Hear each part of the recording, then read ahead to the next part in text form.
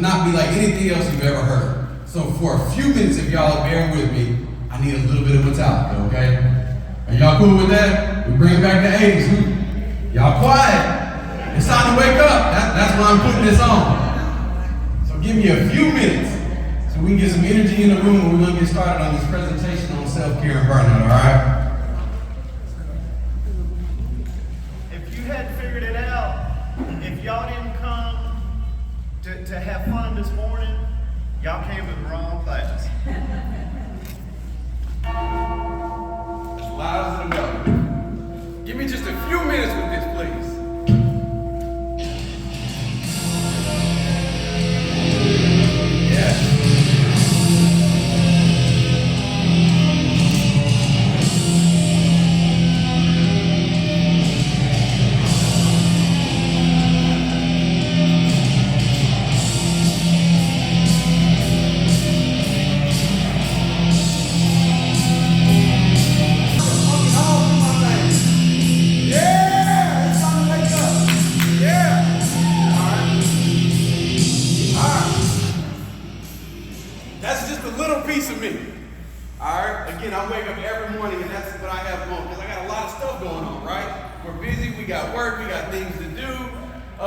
Today we're talking about burnout and self-care, how to take care of ourselves, right? We got a lot of stuff going on with our juveniles, right? We heard an awesome presentation from Judge Braswell yesterday. We've heard some great things. We're getting ready to go into the school year. And we all know what happens in school year. When school year gets in session, what happens? Truancy. Caseload goes up. Truancy, caseload goes up, all the bullcrap starts happening again. And I can tell you, I'm gonna get in my intro a little bit in a second, but I'm from Jefferson County. We haven't slowed down, even though school is out. We've got kids that are still getting shot. We lost another kid just a couple weeks ago that just got out of C-STEP. Like, we're dealing with a lot of stuff. Our schools are failing.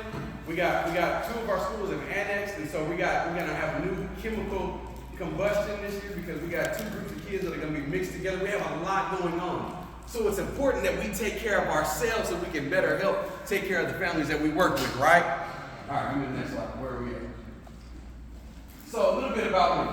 For those that don't know, my name is Lee Eric Walden, the Reverend Eric Walden Jr. It wasn't always Reverend. God, a few years ago, called me to preach, and I was like, God, are you sure? But that's what he did. A little bit about me before. I used to be in a gang, right? We had some conversation yesterday.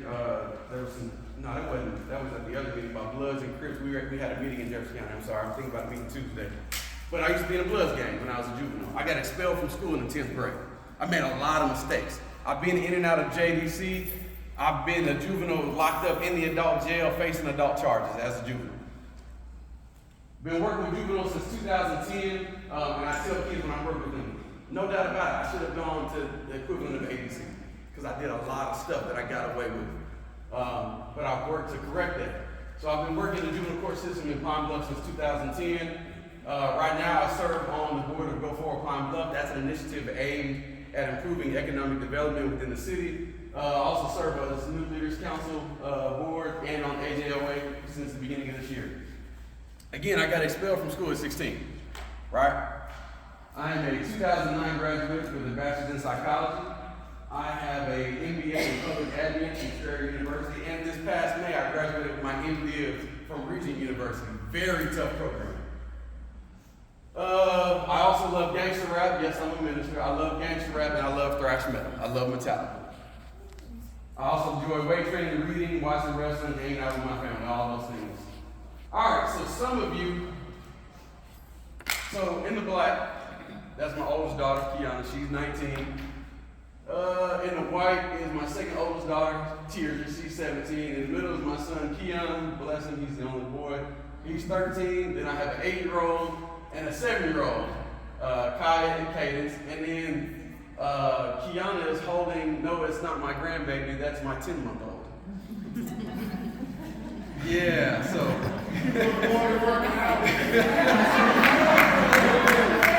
I hadn't figured out what causes that yet. I hadn't figured it out. So hopefully somebody will let me know afterwards. So from 19 to 10 months, those are all my kids. And then also is my beautiful wife, Destiny. And most of my kids are here with me today, except for the oldest two. Tears that had band camp, and Kiana's in work and in school. I didn't, go to the next slide for me. I promise I didn't add this in last night. But it seems to be a reoccurring thing, right? And so real quick, stand up if you've been here 1 year or less. I know this seems repetitive, but I promise I had my PowerPoint ready before the other people did. 1 year or less, look at that, that's awesome. 2 to 5 years. If you've been here, if you've been a JPL, 2 to 5 years. Awesome. 3 to 7 years. Anybody 3 to 7 years? 8 to 10 years. Amen. And then 10 to 15 years, or 10 years and beyond. You know, Larry's back there with some of us. Give all of yourselves a big round of applause.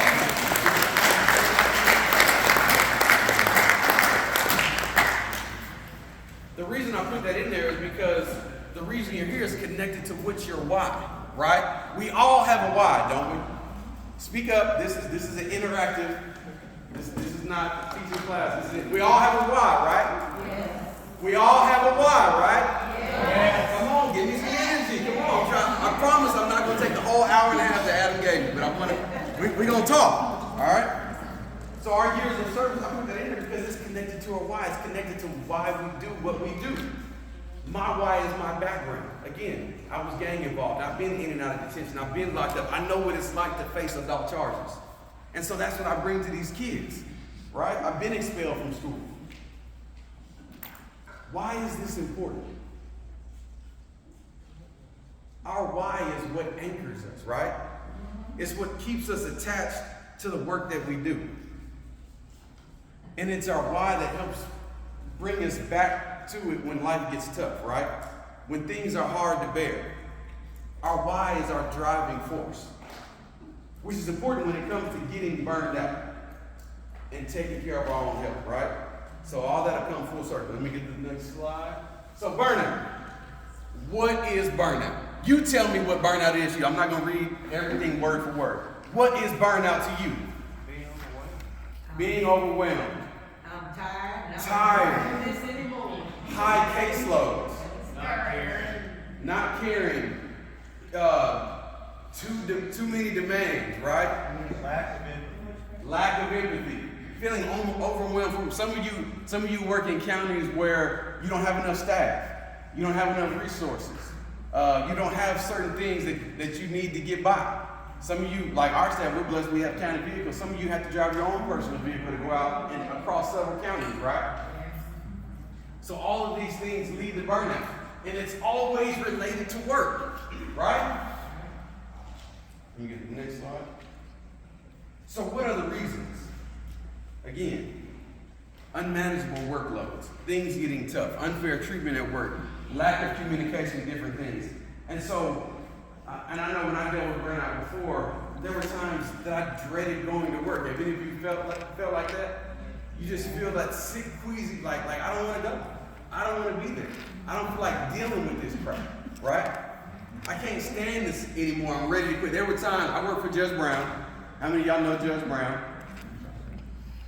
Don't get me wrong, Judge Brown is an awesome individual. He's a great judge.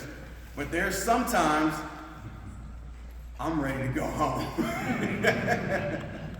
Right? And sometimes we have that I don't care mentality or attitude.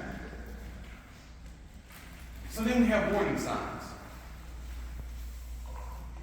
Are you aware enough of yourself to know when you're getting burned out? Right? Are you aware of yourself? Are you aware of your body? Are you aware of your facial features, your characteristics? When it's time to take a break and leave, we have to be aware. So what are some warning signs of burnout? Calling sick. Calling in sick. Thank you for that. Hopelessness.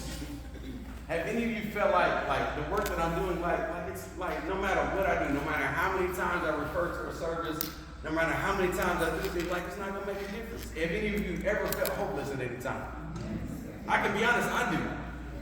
We were talking yesterday. We had a meeting Tuesday with our RFK group, with the group coming down talking about ways we can change and improve things we do at juvenile court. And I kind of got into it with one of our prosecutors because he came in and said, oh, we should do something different with probation and be less lenient. And I was like, dude, we got kids dying on our street left and right being killed by other kids. And you're talking about being more lenient and easing up? Like, no. Like, and sometimes I feel hopeful because we're doing all that we can. We're referring to counseling. We're doing community service. We're doing therapy. We're doing parenting with the family. We're doing mentoring. We're doing all these different things, incentives. And like I said, just a few weeks ago, we had a kid that just got out of C-Step, been out only a few weeks, and some kids went to his house and gunned him down at his own residence. Like, that makes you feel like, what can I do? Right? So there's times we feel hopeless. It seems like life isn't going to get better. It doesn't seem like it's going to improve. And I can tell you, especially with burnout, we had an employee a few years ago. She's no longer with us. She ended up getting terminated. She was burned out. And everything was negative to her. And you know it's bad in our office. So our office is predominantly black, for those who don't know. We have a small white population of staff. Now it's only one, but back then we had 4 or 5. And you know it's bad when the white folks don't want to hang out with the other white person. That's how bad she was. When you get ostracized by your own, right? But she was negative about oh, the sun is blue. Ugh. Like everything was negative. Like if it was something happy or something to be enjoyable about life, like she was negative about every single thing. And it showed in her work because she ended up having some stuff wrong with the case file, and it was so bad, so out of hand, she ended up getting terminated. So you have to be aware. Hopelessness. The next one. Frequent tears. Miss Miller's gonna laugh in a minute because she's gonna know my reference on this one. Allowing yourself to be run by your emotions. We had an employee not too long ago. She's no longer with us either. This was her. She wanted to whine and cry about everything. She'd go to one person, get advice. That person would give her awesome advice. She didn't like it, she'd go to the next person. They'd tell her pretty much the same thing that the other person told her. She didn't like it, or she'd go to somebody else. And she would go and she would do this, but she'd whine and cry and complain about everything. She'd break down. She'd have these emotional breakdowns in the office, and it would wear some of us out. And even me as a supervisor at the office trying to help her out. Not you crossing me. Like, I'm trying to help you. But she was one like this. She was frequent tears. She was burnt out, emotionally drained.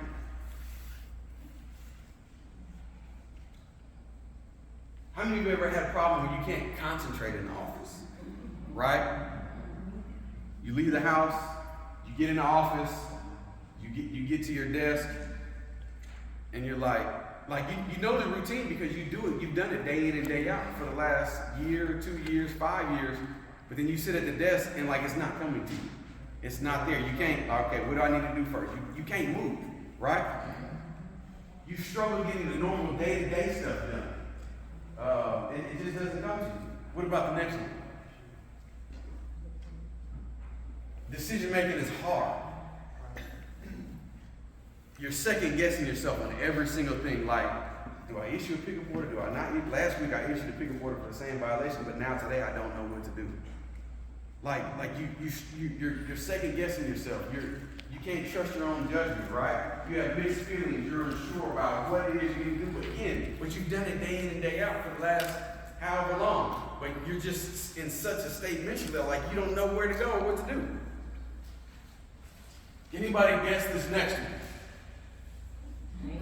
Anger.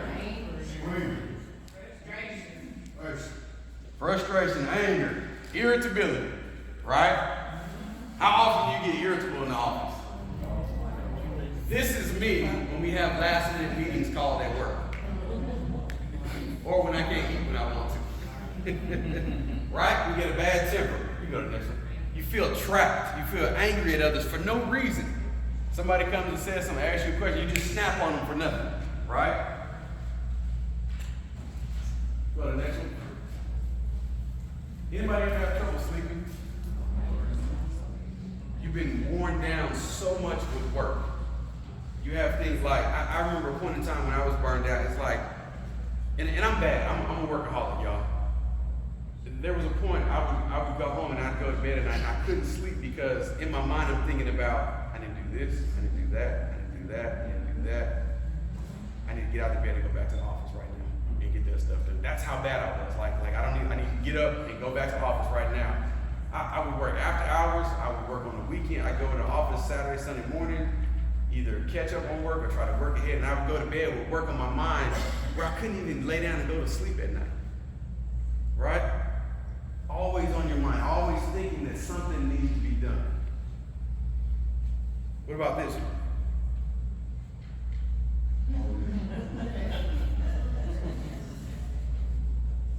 Some of y'all do that after lunch, right?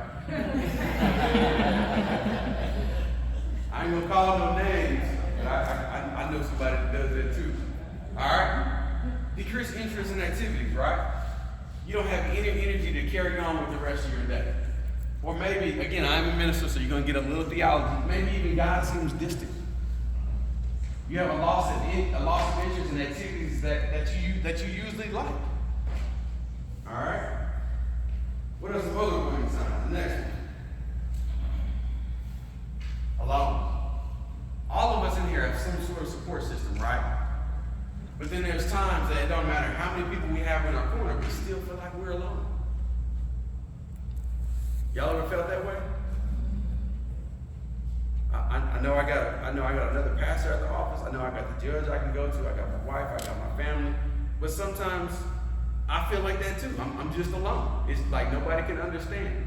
And some of that isn't not that they won't understand, but maybe I just don't want to share. Right? All right. What about the next one?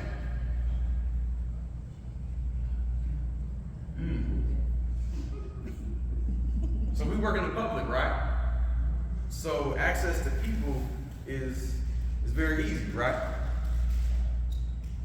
So the dangerous thing here is when we're burned out and we don't recognize it, we're a lot more vulnerable to temptation and sin.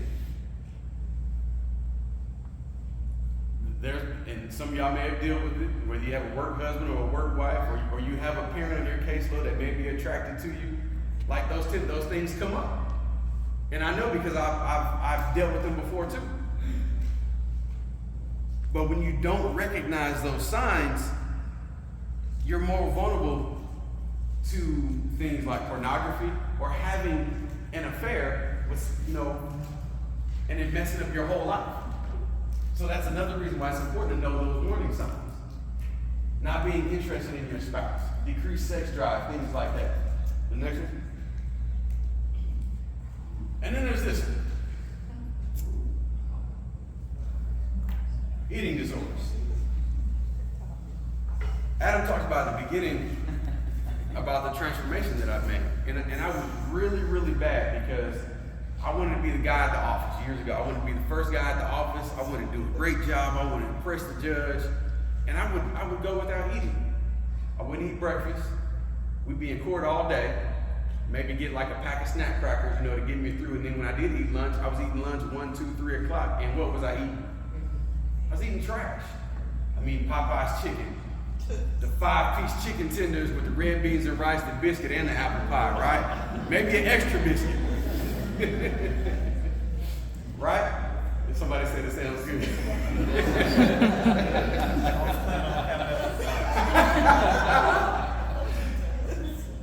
But I wouldn't eat right. And then when I did eat, I was eating garbage. And before I knew it, I was almost 300 pounds.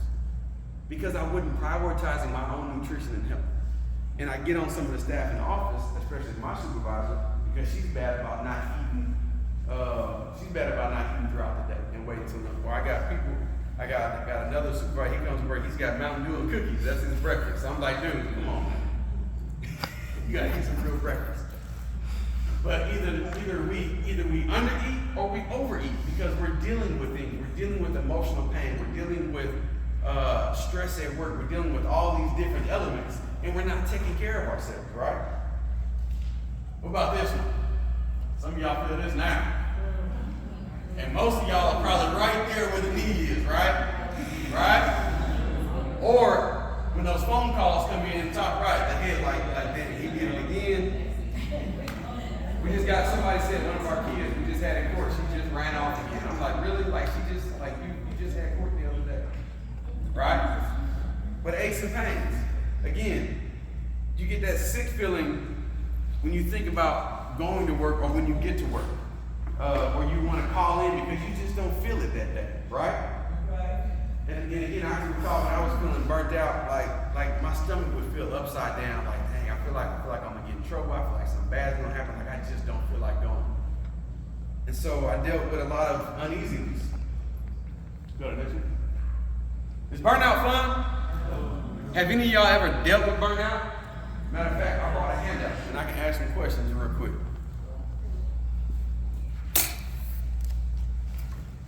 And y'all can use these on your own. I got you. All right. Self-care inventory. Burnout isn't fun, right? How many of y'all actually use your leave time and take off work? How many of you actually eat regularly like you're supposed to? How many of you take time for self-reflection or get time on your own where you can take care of you, get a haircut, get your nails done, get a massage or whatever it may be? What about spending time with people you love or those you enjoy? Doing something for yourself, right? Those are all different things that because burnout is not fun. And it's only going to lead to even greater issues when you do get burnt out.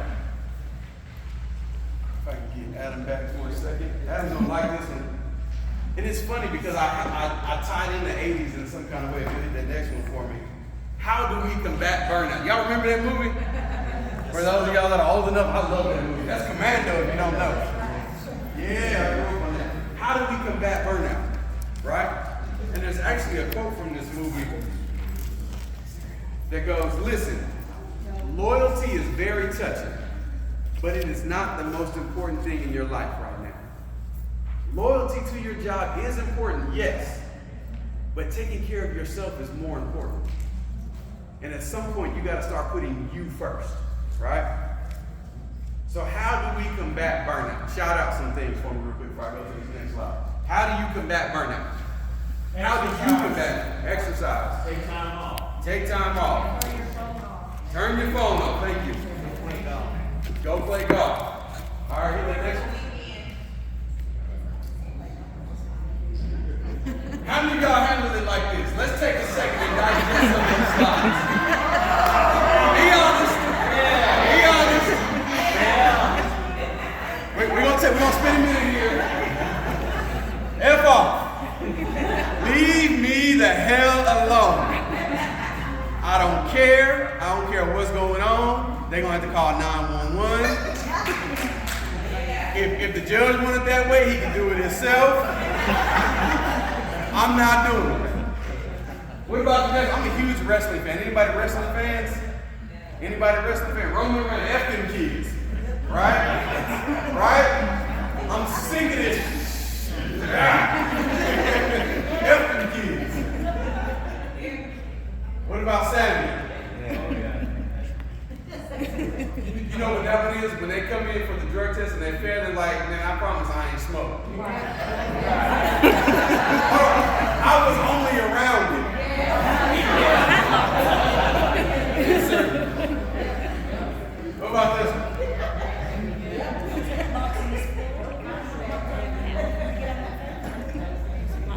That's not how we handle burnout. But one of the ways in which we do handle it, how many of us have ever heard of EQ? Anybody ever heard of EQ? One person. That's it, EQ. Nobody else ever heard of EQ? All right, I've done my duty today. EQ is emotional intelligence. There's an awesome book that was written a long time ago by Daniel Goleman on emotional intelligence. And I would suggest you read that if you get a chance. Hit that next slide for me. So what does emotional intelligence deal with? You can tell I have kids. It deals with our emotions, right? All right, y'all familiar with this movie? Yeah. If you haven't seen this movie is called Inside Out, and it deals with emotional intelligence on an elementary kid level. But it's an awesome movie, very awesome movie. So I suggest you watch it if you haven't seen it. The next slide for me. But on emotional intelligence, right? So, emotional intelligence is described by the 5 points listed above, especially by Goldman in his book. Knowing your emotion involves recognizing a feeling as it happens. It's the ability to monitor your feelings from moment to moment, and it's crucial to your own self-understanding. People who have greater certainty about their feelings are better stewards of their lives, and they're more sure about their personal decisions. And then being able to handle your feelings so your responses are appropriate is an ability that builds self-awareness, right? So regarding motivating yourself, being able to channel emotions in order to achieve a specific goal or a certain goal, and mastering yourself. And in emotional self-control underlies accomplishment of every sort. So emotional intelligence is handling all these things. So when something happens, it's not acting, we have two brains, right? Another book I'll tell you about, Principles by Ray Dalio, if you hadn't read that, but that book talks about high brain and low brain. You realize we have two brains, right? High brain, low brain. Low brain is what you do instinctively when something happens. You get hit in the face, somebody cusses you out, or something triggers your emotions. High brain is, oh wait, this happened. Let me take a second and think about all the possibilities of what's going to happen before I respond and then figure out the best course of action. That's what emotional intelligence is. It's taking, not responding instinctively, but taking a second to think about how it is I need to respond in this event and what's going on. Hit the next slide for me. So the relevance of EQ. Emotions are just like all other aspects of personality bear the effects of sin.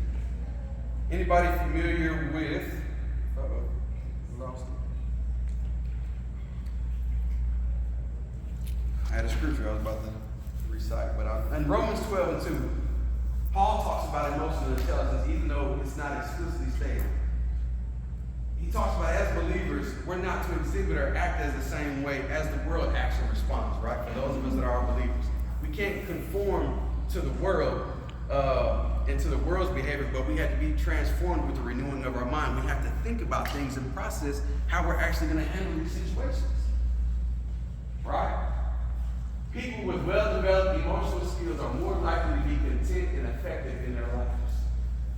Hit the next slide for me. The second way we combat burnout is by not overproducing. Anybody else in here workaholics? Like we work 8 to 5, we work 8:30 to 5:30, but the clock doesn't stop, right? Before we know it, it's 9:30, 10 o'clock, and we still work, right? And it's okay to be an overachiever at sometimes, but sometimes we have to know when to shut off, when to cut off. Come back tomorrow, it's still gonna be there, right? It's not going in the work. The case is still gonna be on your desk. The paperwork is still gonna be there. The stuff's still gonna be in your computer. The emails are still gonna be there. It's not going anywhere. So don't tie yourself to this unrealistic cycle where you think you have to produce more and more, especially when you don't have it in the tank. We have so much time in day. And you want to be able to do those things that allows you to keep your heart involved. Because we get gassed, we get tired, we get worn out. And if we give way too much without pouring back into ourselves, we're not going to be effective. Right? So don't stress or kill yourself trying to overproduce. Hit the next one for me. Steward your energy. Listen. Steward your energy. Right? A person with energy can accomplish more in 4 hours than another would in 4 days. Y'all believe that? I can also tell you this. We have limited bursts of energy each and every day. Right? Especially regarding emotional energy. Learn to invest your bursts of energy strategically and smartly, intentionally. And so what I like to do is I like to put my hardest work at the beginning of the day. If I know I have a hard project or a hard assignment or something difficult to deal with, I deal with that first thing in the morning. If I can't deal with it that day, I save it for the next one because that's going to demand most of my time and my energy. And I save the simple, little, easy things for the end of the day. Right? Hit the next slide for me. And then as far as energy, I had to reverse the order and how I use my energy. My energy was primarily used for work. And that's all it was. There was nothing left over for family. There was nothing for me. There was nothing for my nutrition. There was nothing for me personally. It was all work, work, work. So this is what my energy looks like now. First of all, when I get up in the morning, I get up at 4:30 every day. I read my Bible. Or I read my Bible app. Usually it's Bible app. I read scripture. I spend time with the Lord in scripture. Then I get my exercise done. I take care of me first.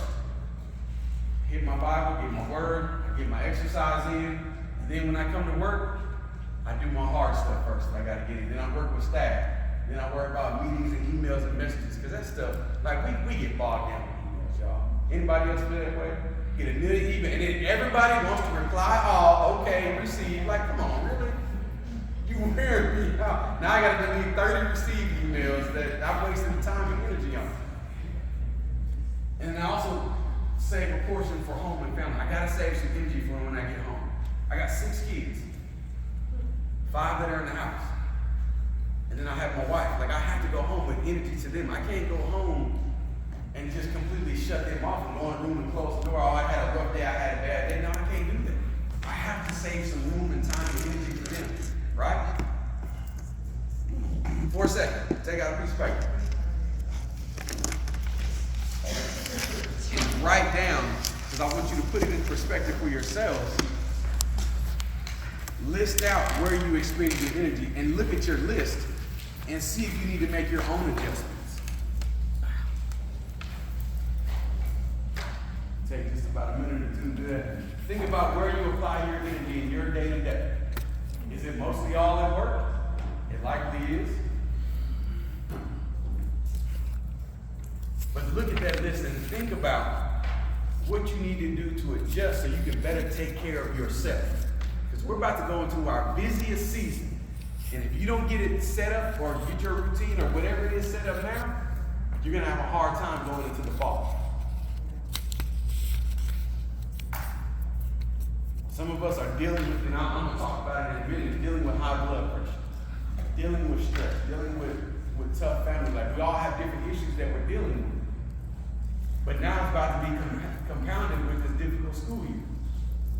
We're all going to have kids that's going to get in trouble. We're going to have some more shootings. We're going to have some more homicides. We're going to have some robberies. We're going to have all kinds of fights and all kinds of things that go on. So if you've done that, look at your list. And either right now or later in the day, think about that and see what you need to do to adjust. The next way we combat burnout. The next slide for me. I love lions, y'all. I love lions. Y'all know male lions sleep 18 to 20 hours a day? Right? Rest well. We are never more vulnerable to depression from burnout than when we are totally fatigued and tired. Rest is good for us, contrary to belief. We don't have to be busy all the time, right? Rest helps us reverse the impact of depression. It helps us regain a sense of resilience. It's okay to rest. We don't have to feel guilty about it. I was bad about that. I was a person, I felt like I had to be busy at every second of every minute. And it wasn't until towards the end of me finishing seminary that I realized I need to enjoy these breaks. I need to enjoy downtime. And so I still have a little bit of that because I'm used to being a workaholic. So like if I sit down for 30, 45 minutes more in my head, I was like, okay, Eric, you need to get up and do something. Like but I'm getting better about it. It's okay to rest. Scheduled rest. I have my scheduled rest days. I rest on Saturday afternoon, Saturday night, and Sunday afternoon and Sunday night. I have my rest period split up. And at that time, I do stuff that I want to do, whether it be watching movies on Netflix or Amazon Prime, or if it's hanging out with the kids, that's my time. Those are my times to rest on the weekend. Take days off. You get sick leave for a reason. You get vacation days for a reason. And I'm bad about letting it build up. I got comp time build up. I got vacation time build up. But especially when I had Lonnie, that's her nickname for short. When we had Lonnie in September, I started taking more days off of work because I got one that's out the house is 19, and then it's like now I got this whole thing of I feel like a new father all over again. So I got 18 years of fatherhood experience I can put into Kalani, to my baby girl, right? So I've taken more time off to be with her. If you don't rest, you will die. Y'all hear that? If you do not rest, you will die. All right, next one. Exercise. Y'all know who this is on the screen right here? Somebody's got to know who that is. I can't be the only crazy one in here. Say it loud. C.T. Fletcher. Y'all know why I use C.T. as my picture here? Not because he's crazy. If you hadn't watched C.T. on YouTube, you need to. If you can tolerate cussing as well, watch CT. I put CT on here though because CT is a former powerlifting champion. He's from California. But the reason I use CT as my picture for this slide on exercise is because medically CT has died 5 times and come back to life. And that is not an over-exaggeration. He's had heart issues. He's literally died 5 times, been declared dead medically, and he's come back to life. And he still exercises. So what's my next question? What's your excuse? All right, exercise. I got to a point where I let my health go down. Without even realizing it, I was almost 300 pounds, y'all. Not eating right. Overeating. Eating food that was fried. Fast food, high in sodium, high in sugar, junk food, and whatever I wanted to, right? I was almost 300 pounds and didn't even know it. So now I exercise religiously. I don't miss a day. I don't make an excuse for a workout. I get it done first thing in the morning, and that's what I do. Where's my buddy at? When we came, he's in the back. He came in the gym. I forgot his name. Chris. He was in the gym with me yesterday morning. Yep, we was in there getting it in, right? Prioritize myself because work needs me, my family needs me, and I want to do well. I want to be productive, right? So I got to take care of me. Hit the next slide. When I first started exercising, it was initially all about losing weight, but now it's a mental thing because I can go in and I can plan my day out. I can map my day. I can work through things. I can figure out what it is I need to do, and I can just put my whole day together while I'm exercising at the same time, right? I can also pray. I also meditate. There's been times I've gotten in the gym, and I've had to cry a little bit because I got news the night before that one of our kids got killed. So it becomes a personal space for me where I can deal with my own emotions. So I can be more emotionally intelligent when I get to work. That way I don't take it out on my staff. Right? So those are the benefits of exercise. Look better, reduce body fat, lower your blood pressure. Some of us are on meds. I've been on blood pressure meds before, right? That was the other reason I wanted to exercise. I wanted to get off meds. I don't like being told what to do. Right? So exercise, number 6. The next way we combat burnout. The next one for me. Nutrition. While in seminary, again, I told you I'm a workaholic. I started working on my certification to be a certified nutrition coach. Eric, how do you have so much time in the day? Right? But nutrition.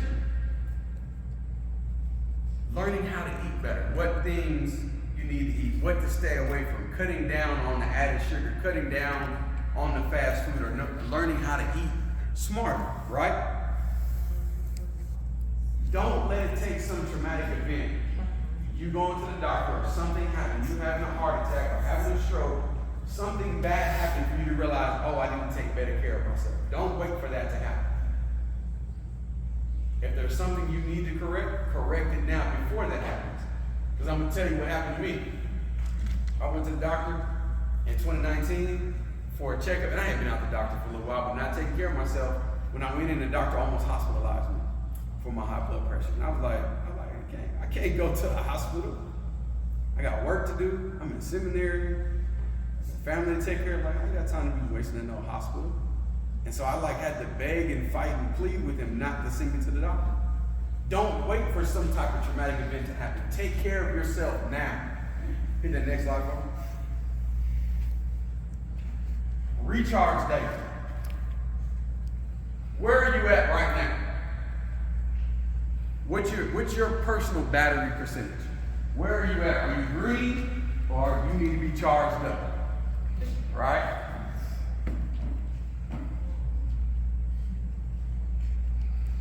If you're out of place, if and when you're out of place, everything around you likely will be too.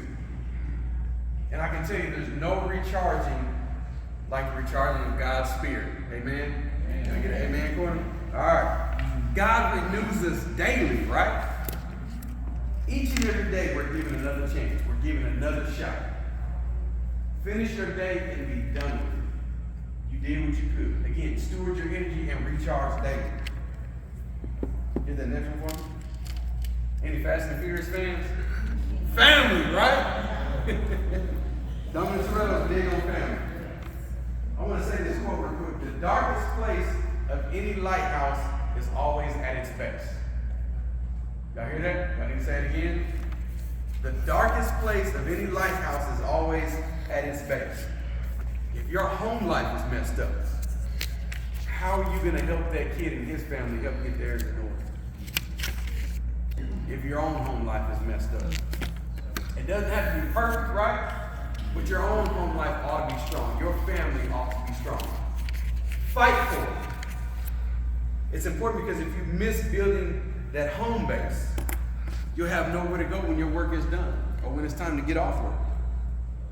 Don't sacrifice your marriage. Don't sacrifice your family. Don't sacrifice time with your kids. Don't miss out going to games. Don't be concerned with success or trying to improve that family and neglect your own, right? Family is your greatest ministry. We're all servants as probation officers, but your greatest service is what you do with your family. So football season's coming up. So, I should have already had it done, but I'm taking off days for my son's football games. Thursday afternoons, I'm unavailable. I don't care what 6 weeks is. Absolutely. I'm telling. I'm going to my son's game, or whatever it may be. Get the next slide for me. So these are some of the things that I do to prevent burnout. Number one, I work out regularly. 6 days a week. And even on Sunday, on my off day, I get something in, even if it's just a walk or a jog. Like I exercise every day. Does it sound a little obsessive? Yes, it could be. But I'm off blood pressure medication. My doctor is happy with what I'm doing. I'm keeping my weight in check. I got things in order. And I'm super productive. My brain is fired up. I'm ready to go at any time. Another thing I do, I used to be bad about eating lunch at work because I wanted to go on to eat and then get back to work because I want to be a good employee, right? I started going home for lunch. The issue with me eating lunch at work was not only eating and not actually taking a lunch break, but then also having staff bother me while I'm eating lunch in my office. And they got irritated, to be honest. I'm trying to eat, and they bring in recommendations and bringing stuff by. And, I wouldn't be, try not to be rude, I go on and sign. Here you go. So I start going home for lunch. And that gives me another opportunity. I can go home and see Lonnie through the day, because the kids at school usually. But I go home and I cook. So when I go home for breakfast after I work out, I get my stuff out for lunch and prep. I go home, cook my lunch, hang out with the family, eat lunch at home, and then I go back to work. And when I go home for lunch, this is another thing I start doing. I put my phone on silent. I put my work phone on silent. And I was bad about not doing that before because I was bad about answering my phone while I'm trying to eat. Now I put my phone on silent. Whatever it is, it can wait till I get through eating lunch. Leave work at work. When I come home at 5:30, leave work at work. I don't come home and deal with work. I'm not looking at emails. I'm not trying to talk to staff unless it's an emergency. I'm not trying to hear from parents or kids. Like, I'm leaving work at work because I'm at home now. And for so long, I would come home from the office, spend time on text messaging parents or kids or emailing staff or sending messages, and I'm on my work phone while I'm at home. No, I drew a line in the sand. I'm home. I'm at home. Work and wait Monday through Friday, 8 to 5, and I'll take care of it then. I distance myself from my work phone while I'm at home. We have this thing, you know, and we say we're on call 24 hours a day. But I really can't be on call 24 hours a day. My family needs me, and I gotta have a break too.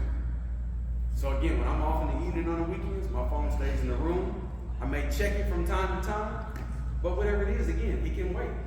Unless it's an emergency. And I know I'll screen my phone calls. So if I go check my phone, if I see a certain person call that doesn't normally call, I need to call that person back. I know. Or if they leave a voicemail and it sounds urgent, I'll call back. I'll deal with things. There are things I will deal with.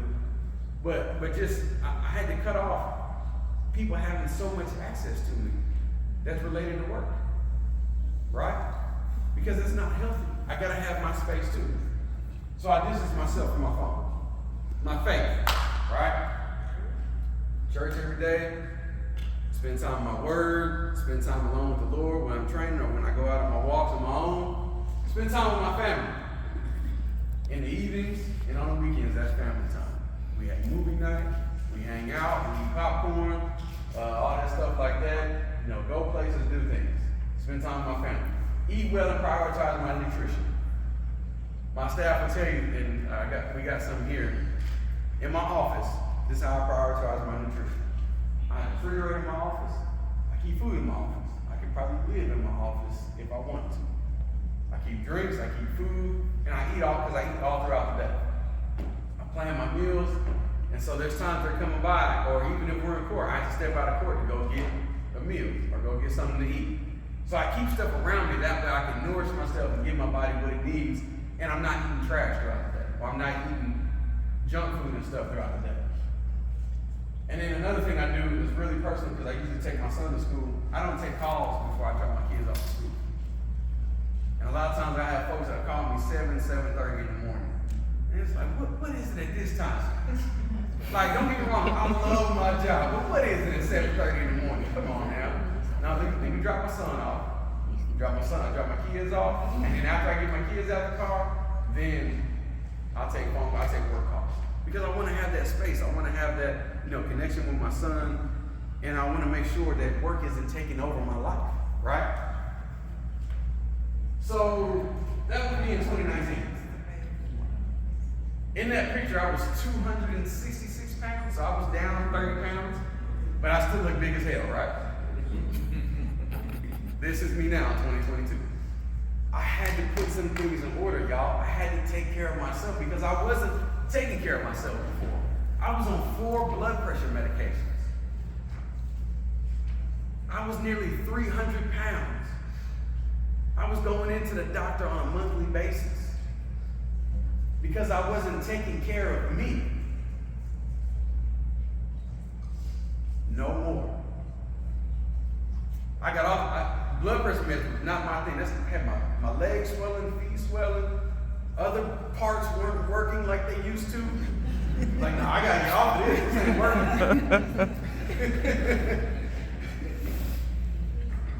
I had to take care of me, y'all. And so you need to do the same. Again, we're getting ready to go into our busiest season. Get your stuff in order now and take care of yourself. What's that next slide? Oh, I'm 185 now, by the way. Couple quotes. To reduce chaos and complexity in our lives, we must build in margins and set boundaries. We have to limit what we do. The real cost of busyness is the loss of our spiritual vitality. Always being on call can wear you down. And these are some quotes from some of the books we read while in seminary. Next slide. Alright, so this is gonna be fun. Again, this is gonna be a presentation like no other. I got something I wanna play because I listen to this on a regular basis. And this helps drive me. For those that don't know, this guy's name is Seth Ferosi. You can play it real quick. This guy's a bodybuilder, redneck, but he's gonna say you some things that are really gonna help you out.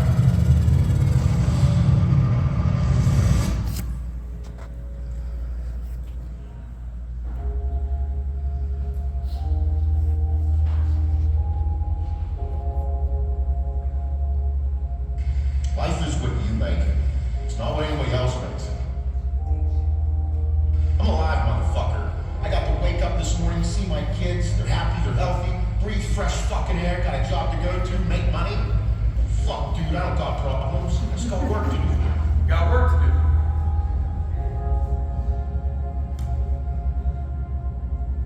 And here you are bitching about going to work. Don't be that fucking guy. Stop bitching. Find the good in life.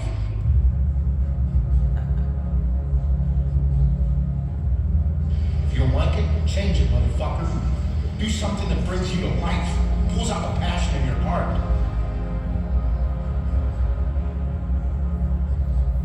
One day you're gonna fucking die. And I'm not gonna live with regret. I'm coming for everything that I ever fucking dreamt of. And I'm gonna do it with intensity. I'm not gonna sit here and watch other people and fucking hate on them. I wish I could do that. No, I'm gonna go do it. I'm gonna find a motherfucking way. You're gonna say, oh, I can't. I need this, I need that, I need this. You're already making an excuse. I get it, dude. I made excuses for a long time. No one's gonna do it fucking for you. The knight in shining armor ain't fucking coming. You're it. Be a hard-working motherfucker. Everything you do in life. Everything. I'm coming to work, and I'm coming with fucking intensity.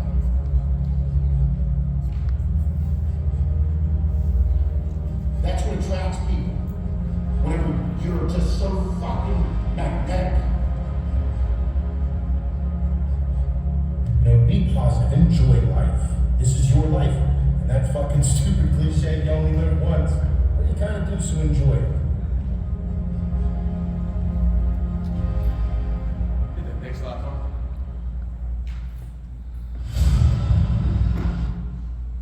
Alright. Any questions? Any discussion?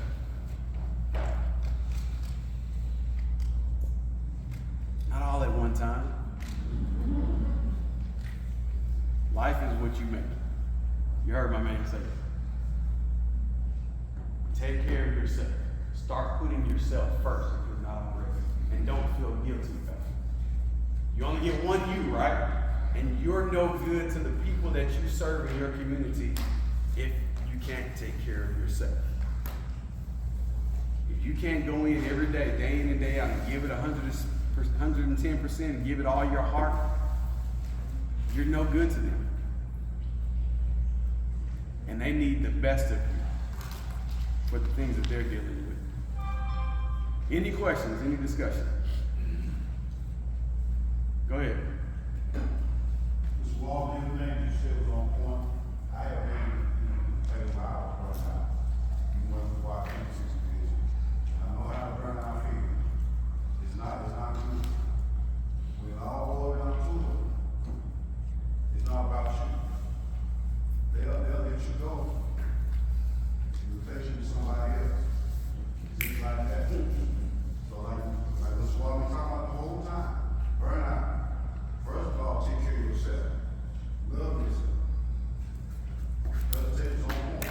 Everything you said is very responsible for our individual as a probation officer.